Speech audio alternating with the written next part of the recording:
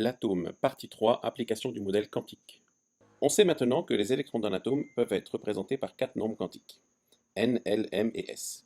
N, le nombre quantique principal, est un entier supérieur à 0. L, le nombre quantique secondaire ou azimutal, nous donne le type d'orbital, il est compris entre 0 et n-1. M, le nombre quantique magnétique, est compris entre -L et L, et il nous donne le nombre d'orbitales de chaque type.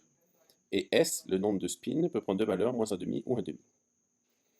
On va faire une représentation qui va nous permettre de déterminer la configuration électronique des atomes, c'est-à-dire savoir sur quelle orbitale se trouvent les différents électrons de l'atome.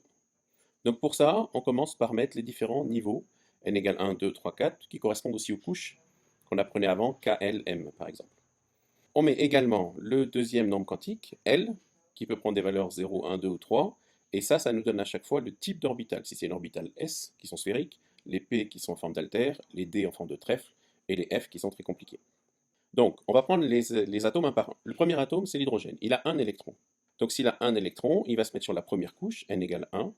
Comme n égale 1, la seule valeur possible pour L, c'est 0. Donc, on a une seule orbitale S. Dans cette orbitale S, on va placer un électron, qui a pour spin -1,5. Et donc, l'atome d'hydrogène a un électron qui sera représenté par les 4 nombres quantiques 1, 0, 0, -1,5. Le deuxième atome dans la classification périodique, c'est l'hélium. Il a 2 électrons. Donc je rajoute un deuxième électron. Dans l'orbitale déjà représentée, on sait qu'on peut mettre 2 électrons. Donc il suffit d'en rajouter un deuxième, qui aura donc, lui, pour représentation 1, 0, 0 et 1,5. L'orbitale est complète puisqu'on a déjà dit qu'on ne pouvait mettre que 2 électrons par orbitale.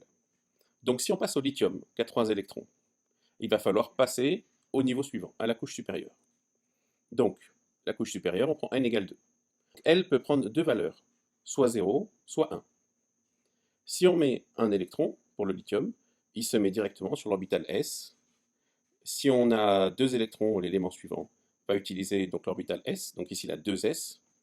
Et si on veut passer encore un cinquième électron, donc c'est le bord, eh bien on va utiliser la valeur suivante du nombre quantique azimutal, 1. Et là on sait que si L vaut 1, on a des orbitales P, et là il y en a 3, puisque M peut valoir -1, 0 ou 1. Donc le bord, lui, va avoir un électron en plus, et on peut continuer à remplir comme ça. Si je prends par exemple la flèche représentée en bleu, donc l'électron ici, il est sur la couche numéro 2, donc son nombre quantique principal c'est 2.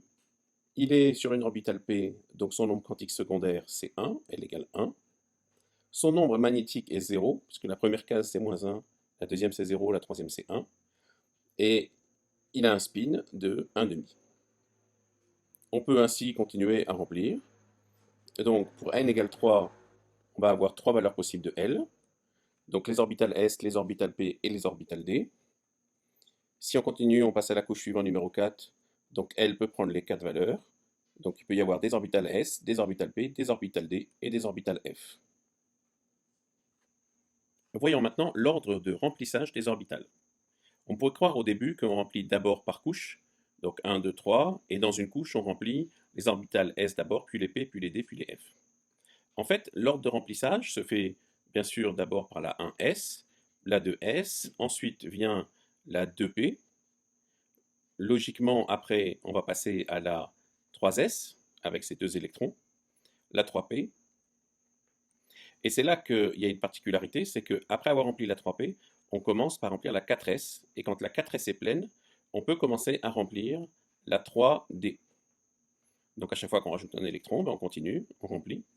Vous avez remarqué au passage qu'on met un électron d'abord dans chaque orbitale, et ensuite on met le deuxième. Et à la fin, donc on passe à la 4p, et ainsi de suite. Donc toujours un électron par orbitale, puis ensuite le deuxième. Donc en fait, du coup, l'ordre de remplissage se fait suivant des diagonales.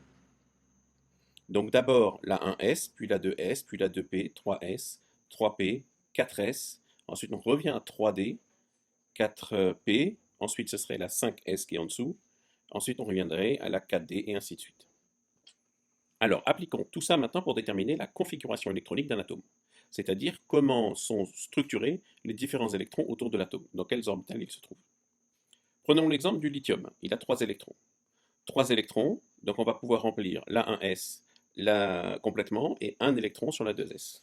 Donc on dira que la configuration électronique du lithium, c'est 1s avec un petit 2 et 2s avec un 1.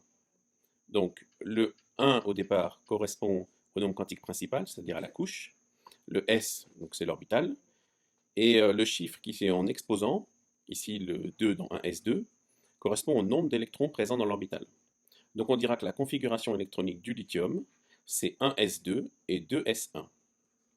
On peut noter aussi l'hélium entre crochets et 2s1 pour simplifier les représentations qui vont être plus longues.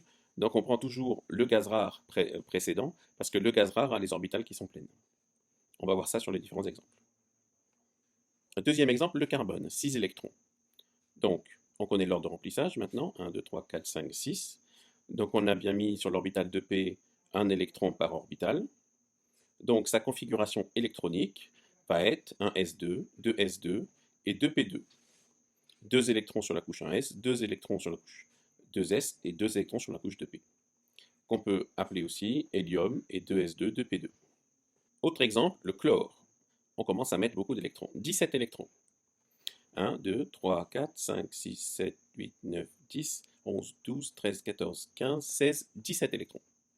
Donc, on a une configuration électronique qui va être 1s2, 2s2, 2p6, 3s2, 3p5. Donc, il y a bien 5 électrons sur la dernière orbitale remplie, qui est l'orbitale 3p. Allez, on rajoute encore des électrons. Le calcium, 20 électrons.